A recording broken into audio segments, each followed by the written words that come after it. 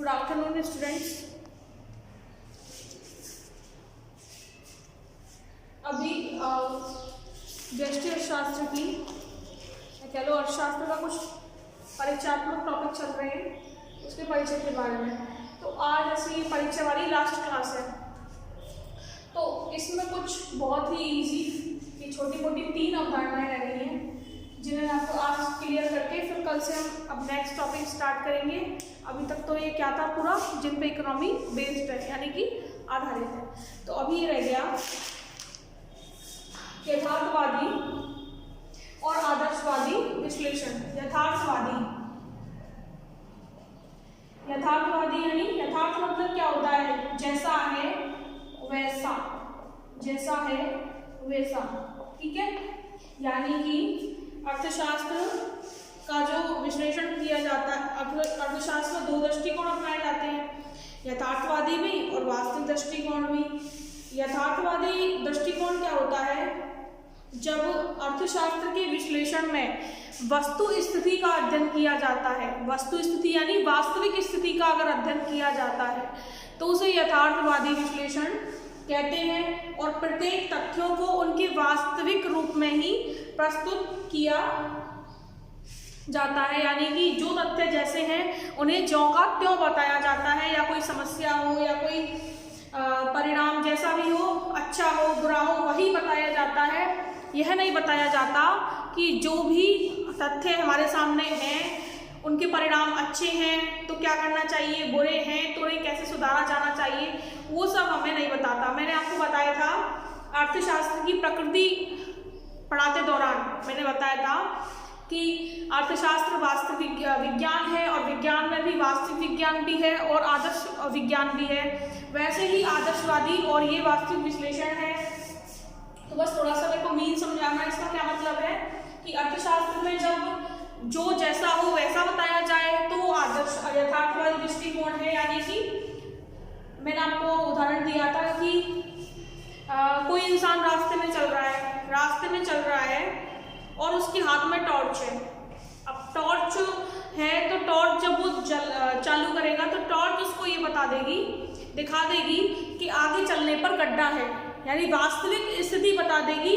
और गड्ढा है तो इसका अगर गड्ढे में गिरोगे तो परिणाम भी बुरा है, ये भी पता चल जाएगा इंसान को अपने दिमाग से।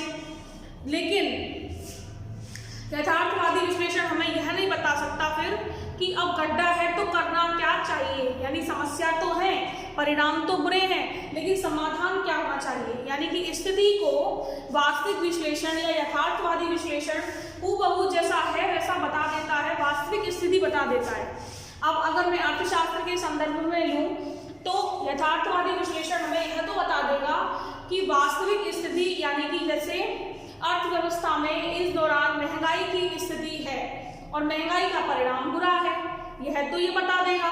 लेकिन यह नहीं बताएगा कि महंगाई का समाधान कैसे किया जाए, राइट।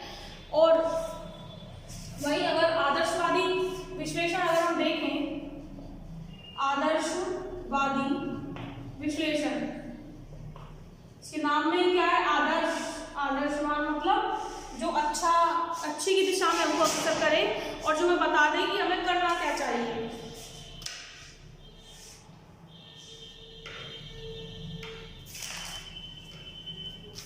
यह आर्थिक विश्लेषण की वह शाखा है जो हमें बताती है कि क्या होना चाहिए। यह कारण और परिणामों के संबंध में अच्छे बुरे, वांछनीय अवांछनीय का उचित भेद बताता है। और यह नीति प्रधान विश्लेषण है, अतः इसमें नैतिकता को प्रधान माना जाता है, क्योंकि ये क्या बता देता है हमें, किसी चीज़ का अगर परिणाम बुरा है तो हमें बता देता है ये आगे अब करना क्या चाहिए। तो ये आदर्शवादी विश्लेषण, जैसे मैंने गड्ढे वाला एग्जाम्पल लिया कि एक आदमी चल रहा है, उसने टॉर्च चलाई, टॉर्च चलाते ही उसको पता चल गया आगे गड्ढा है, तो उसको सावधान तो उसे मालूम पड़ जाएगा आगे गड्ढा है तो गड्ढे में गिरने का परिणाम बुरा होगा। लेकिन आदर्शवादी विश्लेषण यह बता देता है कि अब गड्ढा है तो थोड़ा सा परे हटकर चलना चाहिए, थोड़ा सा हटकर चलना चाहिए, इससे बचा जा सके। ठीक है, यानी कि महंगाई अगर है तो महंगाई वास्तविक विश्लेषण बता देगा, लेकिन आदर्शवादी विश्लेषण हमें क्या बताएगा कि अब महंगाई है तो हमें करना क्या चाहिए, यानी महंगाई की स्थिति का समाधान अब कैसे करना चाहिए। तो ये तो था वास्तविक और यथार्थवादी विश्लेषण, और आप ये नोट्स में पढ़ना, बस जो मैंने बताया बस ऐसे ही है, लेकिन थोड़े से एग्जाम्पल और डेफिनेशंस हैं। आगे स्टॉक तथा प्रवाह चर। स्टॉक और प्रवाह चर क्या होते हैं? देखो, स्टॉक वही स्टॉक है जो अपन घर में करते हैं, दुकानदार दुकान में करते हैं, उत्पादक अपनी कंपनी में करते हैं, फैक्ट्री में करते हैं, तो वही है ये, और कुछ नहीं है। Stock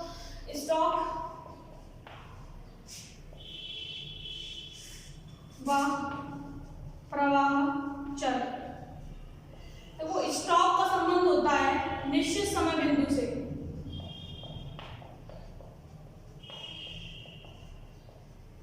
means point of time,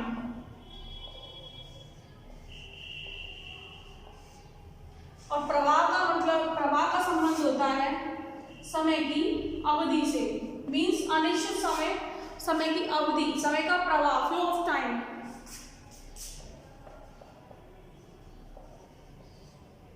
means क्या? Period of time.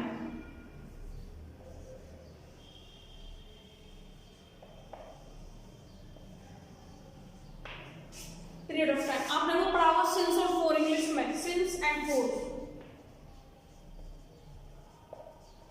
सिंस का संबंध किससे होता है? पॉइंट ऑफ टाइम से, निश्चित समय से। तो फोर का संबंध क्या होता है? अनिश्चित समय अवधि से। ओके, देखो इनमें अब बेसिक अंतर क्या है देखो आप इसमें, जब आपको समझ आ गया। तो स्टॉक क्या होता है?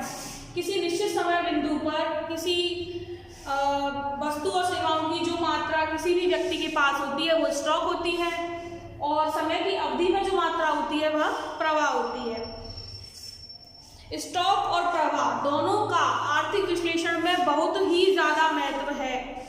जहां एक ओर स्टॉक का संबंध किसी निश्चित समयावधि पर उपस्थित वस्तुओं और सेवाओं की मात्रा से होता है, वहीं चरों का संबंध किसी समयावधि में प्रवाह चरों का संबंध किसी समयावधि में, मीन्स पीरियड ऑफ टाइम में, वस्तुओं और सेवाओं की मात्रा या गणना से होता है। मतलब समझिए आप कि जैसे एक वर्ष है 2011 और एक वर्ष है 2012, ठीक है, 2011-2012। अगर मैं कहूँ कि 2011 में हमें शुद्ध आय यानी हमारी कुल सेविंग 2011 की हमारी कुल सेविंग 10,000 रुपए थी, और 2012 की हमारी कुल सेविंग, इसको छोड़ के इसे ये नहीं, अब 2012 में नई सेविंग क्या है? हमने 11,500 रुपये बचाए, ठीक है। तो एक निश्चित समय पर कि 2011 कोई डेट होगी 31 दिसंबर 2011 को हमारे पास 10,000 रुपये की सेविंग थी। 31 दिसंबर 2012 को हमारे पास 11,500 11,500 की सेविंग थी। तो ये क्या है? स्टॉक। ये किस में इंक्लूड होगा? स्टॉक। लेकिन इन दोनों के बीच, इन दोनों के दौरान जो सेविंग में परिवर्तन हुआ है, ऐसा तो नहीं है कि सेविंग एक साथ ही हुई हो, कुछ प्रवाह तो निरंतर बना रहा होगा कि आज इतनी हुई, आज इतनी हुई, एक महीने में इतनी हुई, वो तो निश्चित नहीं होगी ना, फिक्स थोड़ी थी कि इस दिन आज इतनी हुई है, अगले महीने आज इस महीने 600 हो रही है, फिर अगले महीने 600, ऐसा तो कुछ नहीं था। तो एक कंटिन्यूटी, एक प्रवाह तो बना हुआ था उस दौरान सेविंग का, ये तो हमने स्टॉक बता दिया। लेकिन उस दौरान बीच में कुछ हलचल हुई थी, तभी तो आंकड़े चेंज हुए। तो वो 2011 और 12 के दौरान जो सेविंग्स में परिवर्तन आ रहा है ना, उतार चढ़ाव, फ्लक्चुएशंस आ रहे हैं, वो क्या है? वही है प्रवाह। समझे? ठीक है। तो एक निश्चित समय पर कोई आंकड़ा हमें पता चल जाए कि इस समय मेरे पास इतने रुपए हैं, इस समय मेरे दुकान में इतनी चीनी है, वो क्या होता है? स्टॉक। लेकिन बीच में जो अगर इस समय इतनी चीनी है और कुछ दिनों बाद हम फिर अगली किसी और डेट को कहें कि अब मेरे पास इतनी चीनी है, तो कुछ ना कुछ घटत बढ़त हुई होगी। तो उस दौरान जो परिवर्तन हुआ है बीच में, वो ही क्या है? फ्लो, यानी कि प्रवाह। ठीक है। तो स्टॉक चर का अभिप्राय है किसी विशेष समय पर या समय के किसी निश्चित बिंदु पर अर्थव्यवस्था में मौजूद समय वस्तुओं और सेवाओं की मात्रा से है। फॉर एग्जाम्पल 31 जुलाई 2005 को गेहूं व अन्य किसी धान या फिर वस्तु की उपलब्धियों की पूर्ति 10 लाख टन है। ठीक है, तो ये क्या है? स्टॉक। निश्चित है गेहूं की मात्रा फलानी डेट को फलानी है, तो वो क्या है? स्टॉक। ठीक है, लेकिन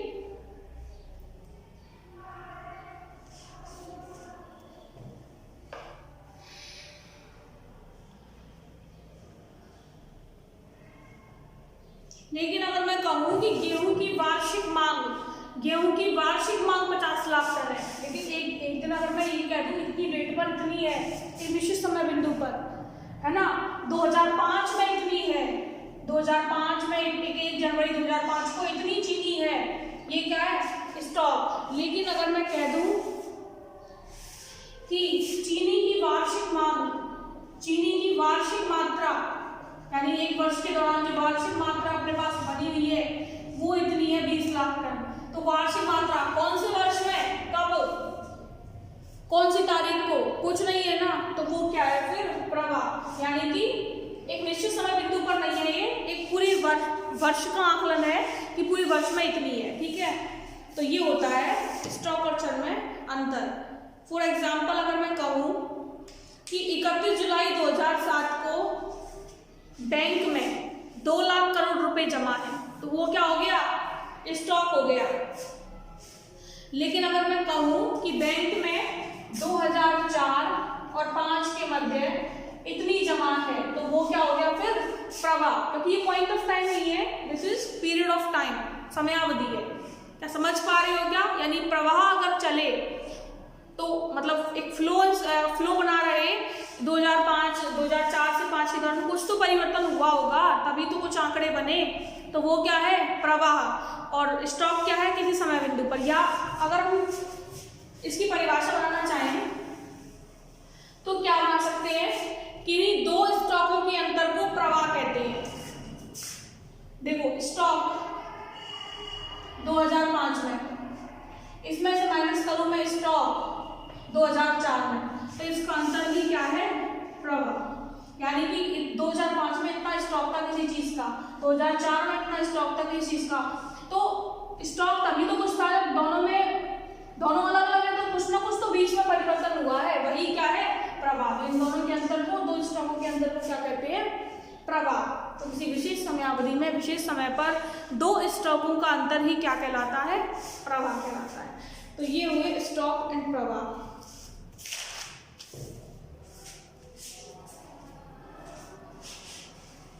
अभी देखो लास्ट, आंशिक और सामान्य संतुलन।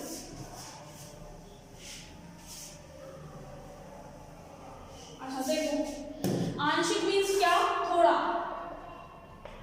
कम, सूक्ष्म, कुछ भी बोल सकते हो। सामान्य पूरा, सारा। यानी तो आंशिक किस चीज पर देखेंगे हम? व्यष्टि और समष्टि पढ़ी है आपने? बताई है मैंने व्यष्टि और समष्टि, या नहीं बताई है? मैंने आपको व्यष्टि और समष्टि आपने नहीं पढ़ी है। देखो, व्यष्टि होती है, अर्थशास्त्र की दो शाखाएं हैं, व्यष्टि और समष्टि। फिलहाल इतना ही मैं बता रही हूँ, ठीक है। व्यष्टि में व्यक्तिगत छोटी आर्थिक इकाइयों का अध्ययन होता है, पर्सनल, व्यक्तिगत या छोटी।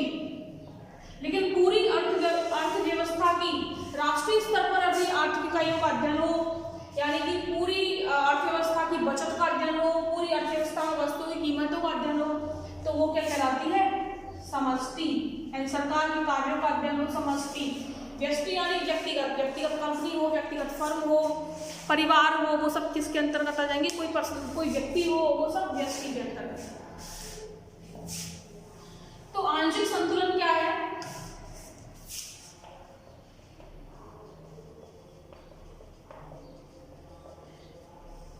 इसमें अर्थव्यवस्था में थोड़े संतुलन को देखा जाता है, यानी कि इस संतुलन का संबंध किससे होता है? अर्थव्यवस्था इकाई से संबंधित होता है। यानी कि यदि मैं किसी एक फर्म फैक्ट्री कारखाना उद्योग है ना, एक फर्म की अगर मैं बात करूं और एक फर्म में अगर मैं कीमत और मांग में संतुलन देखूं, फिलहाल तो इतना कीमत और मांग का नियम बात है, तो एक फर्म का अगर मैं संतुलन देखूं तो किसके अंतर्गत आएगा? आंशिक संतुलन के अंतर्गत। एक व्यक्ति के परिवार में मैं उसकी आय का और व्यय का संतुलन देखूं तो वो किसके अंतर्गत आएगा? आंशिक संतुलन के अंतर्गत। लेकिन अगर हम समष्टि अर्थशास्त्र में जाएं और पूरी अर्थव्यवस्था की कीमत और मांग में संतुलन देखें, सरकार के आय और व्यय में संतुलन देखें, संपूर्ण राष्ट्रीय आय में संतुलन देखें, तो वो किसके अंतर्गत आएगा? सामान्य संतुलन के अंतर्गत। जैसे ये फॉर एग्जाम्पल हम शरीर का ले लेते हैं, हमारा शरीर है, इंसान का शरीर है। अगर हम इंसान के शरीर के एक अंग के संतुलन की बात करें,